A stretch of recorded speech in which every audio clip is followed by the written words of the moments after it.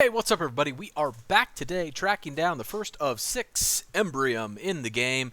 Now this first one is going to be found in Dead Man's Pass. Now how the hell do you get to Dead Man's Pass? Well, I'm not entirely sure that you can just travel there. The way it worked out for me was after I finished up a long way home and went back to Kirkwall with Merrill, I then traveled out again and was headed back to Sundermount to speak with the elves at the camp, and a random encounter happened where I found a guy with some mercenaries fighting off some spiders. After I killed off the spiders, he offered me a quest called Black Powder Promise, and it is that area in which we are in right now. So here is our first Embrium on the ground behind us. We'll go ahead and grab that, and we'll be back with number 2 in just a moment.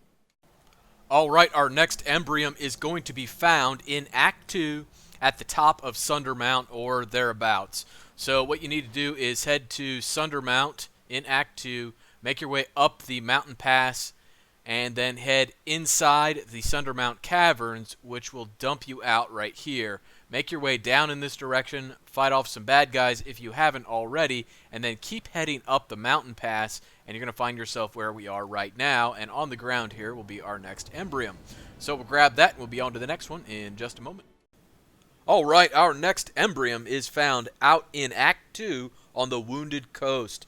Now, you don't have to have a special quest to get out here in Act 2. You just come out to the world map, head out to the Wounded Coast. You're going to start here, make your way up in this direction to where you see I am now, and on the ground here, you will find your next Embrium. So we'll be back with our next one in just a moment. Alright, our next Embrium is found during Act 2 on the Wounded Coast, right down here.